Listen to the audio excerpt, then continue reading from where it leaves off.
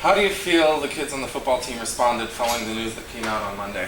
Obviously it was devastating news for the kids, for the staff, for the community, but we knew that we had a special group of kids coming into the season, and it really confirmed our feelings following Monday's meeting with the kids and the way they responded. Came out and practiced throughout the course of the week. They're a resilient bunch. It is unfortunate. I think it's going to have a negative impact. Obviously, losing 2 games that were hard-fought wins is never easy to swallow, but they were worried about the things that they can control. And that's their effort and their attitude, and they did a nice job of moving forward throughout the course of the week and improving as a football team. How do you think the team will recover from the forfeiture of 2 games? Again, I think that's been evident this week in the way that they come out to practice and gotten better.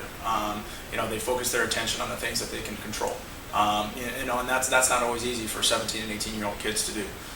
Especially given the circumstances. I think that we're going to come out very, very energized and come out and play a good ball game. And execute at a high level. And those are the things that we saw throughout the course of the week, and those are the things that we're expecting our kids to come out and do tonight. What are some of the implications this will have down the road for your football team? The obvious fact is you have to give up 2 games. And again, like I alluded to earlier, that's tough. Those kids put in a lot of time, not only since the beginning of football, but there's a lot of work that went into throughout the course of the summer to put themselves in positions to win those games, and for having those games taken away by mistake is tough. But at the end of the day, you got to own up to the mistakes, and and that was certainly on me. And we got to move forward. Though there's a lot of things out there for this football team, and they're a very focused group. I think they're going to regroup and focus on the task at hand. One of the things down the road.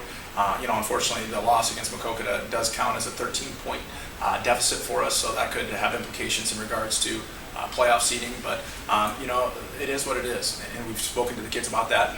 And we know that we got to control our own destiny, and that involves going out and executing at a high level each and every Friday night moving forward.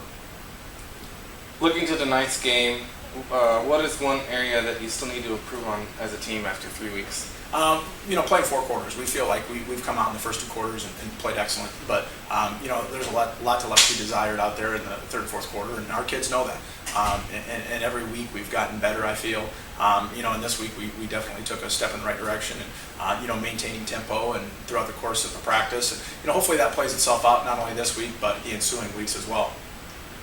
What will be the biggest challenge tonight against Benton? They're a power football team. They're very physical.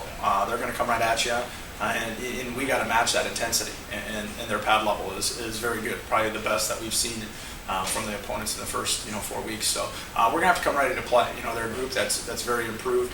They've got some skill position players, and we feel like if we minimize the big plays, that's going to put us in a position to be successful tonight. And those are the things that we're going to have to do each and every down in all 3 phases of the game.